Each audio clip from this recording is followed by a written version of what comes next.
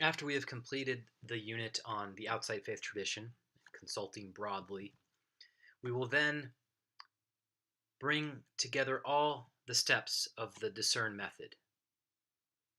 And you're going to apply those steps to an ethical issue of your own choice. It could be a personal issue, it could be a social issue, it could be a political issue, it could be an environmental justice issue, it could be an issue that brings in all of those dimensions.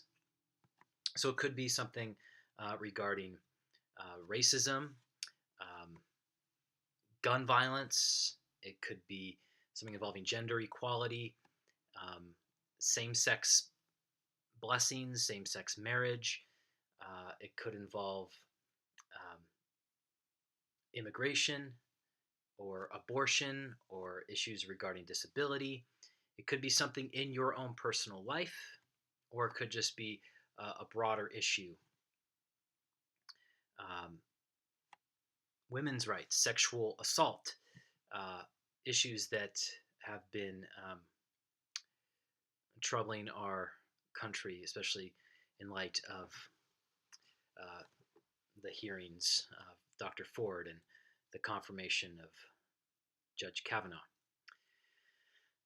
Could involve end of life issues. There's so many things you can cover. Whatever issue is hot for you, I invite you to engage with that issue by applying these steps. Now, just be aware that although it can be as personal as you want it to be, it will be posted. You're going to post this just as you posted your summary of the outside faith tradition. So, although it's a closed group and only our class will see it, ideally speaking, apart from all those Facebook hackers, um, it will be intended just for us to see. And we can certainly keep all of that confidential if you would like that to be confidential. But just be aware that it will be available for all of us to see because I want everyone to engage with what you've shared.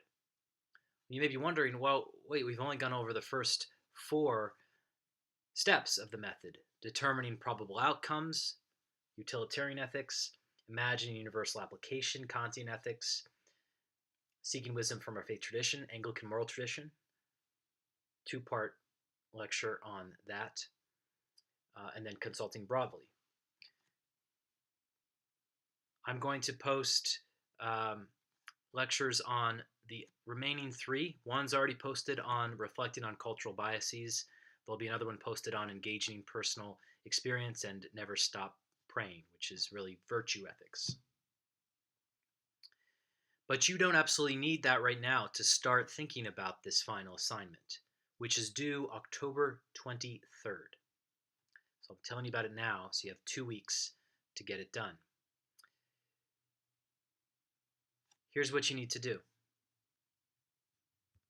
You're going to choose your ethical dilemma and then briefly describe your personal or political or social or environmental ethical dilemma to which you will apply the method, and describe that in 2 to 5 sentences.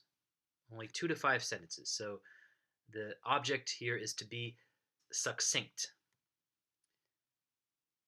And then you're going to discern the most ethical and moral course of action for the dilemma.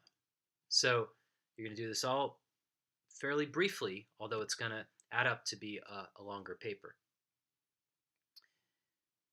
First, determine probable outcomes. You're going to apply utilitarian ethics, teleological ethics, by determining which possible outcomes would result in the greatest good, in the greatest utility, which outcomes would maximize pleasure and minimize pain.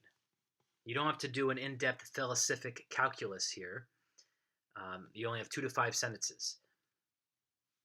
But I want you to be thinking, how does a utilitarian perspective offer some insight here and some direction with your particular dilemma, with your particular issue? Maybe you're dealing with the issue of abortion, pro-life or pro-choice. How do utilitarian ethics help shed some light on that issue? Second, you're going to imagine universal application. So you're going to apply Kantian ethics, deontological ethics, by imagining what the world would look like if everyone made the same decision in similar circumstances. So you're sort of applying that categorical imperative. What would the world look like if everyone made the same decision in similar circumstances? You can do this in 2 sentences, or 3, or 4, or 5 sentences. Third, seek wisdom in your own faith tradition. So determine what course of action would be right, R-I-G-H-T. So what does that mean? Rooted in reason, informed by individual conscience, grounded in the Gospels, hallowed by a communal understanding of the Holy Spirit, tempered by time and tradition. Those are the pillars of the Anglican moral tradition, as you remember from the lectures. If you need to watch those lectures again, go for it. Now, you have 2 to 5 sentences. So you can technically explain in a sentence each how a course of action is rooted in reason, informed by individual conscience, grounded in the Gospels, hallowed by communal understanding of the Holy Spirit, tempered by time and tradition. But you don't have to. You can also do 2 sentences and explain how it's rooted in reason and grounded in the Gospels. You have to engage with at least one of those pillars of the Anglican moral tradition. Okay, you have to engage with at least one. Fourth step, consult broadly. Provide at least one insight from a moral tradition outside of Anglicanism that applies to the issue and the dilemma that you have chosen. Now, it would make sense for you to choose an ethical insight from the outside faith tradition that you just wrote about. That would be great, but you don't have to. In fact, you don't even have to write about a tradition outside of Christianity. It just has to be outside of Anglicanism. So, you might want to provide an insight from the Roman Catholic Church, or maybe from the Quaker tradition. You're even welcome to choose Mormonism or Christian Science. If you think this other tradition offers an insight that's helpful and pertinent to your issue, go for it. Fifth step, engage personal experience. So provide an example of how you, or perhaps someone you know, dealt with the same or at least a similar ethical dilemma. Explain that, explain how that helps illuminate the issue, at least for you. The penultimate step, reflect on cultural biases and influences.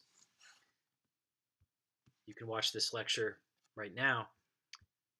This involves describing at least one bias that you bring to the dilemma that might limit your vision and understanding.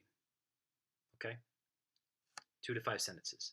Now, in my lecture, I talk about Freud and Marx and Nietzsche. They suggest some biases that are pretty dominant for us as human beings, but you don't have to limit yourself to their biases. Final step, never stop praying. So after completing the 6 steps, you then will need to sit in prayerful silence for at least 20 minutes. That can be a long time if you're not used to that. But spend 20 minutes in silent prayer. After you've done that, briefly describe what images, thoughts, and or ideas emerge in that prayerful silence that seem relevant to the dilemma, if any. Do that in 2 to 5 sentences. Once you've done all those 7 steps, you then offer a course of action and perhaps some possible alternatives in dealing with and addressing the issue that you've chosen. Again, 2 to 5 sentences. That is the DISCERN assignment. And that's, in some ways, the heart of this whole class. So this is important that you engage with this deeply and seriously.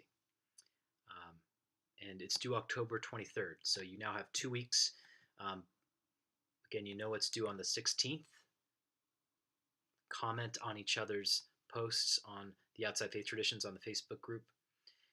October 23rd, once you've done all of this, you post this also on the Facebook group page and send it to me. Post it on Facebook group page and send it to me. And I'll provide further instruction later on. So Godspeed in your discerning.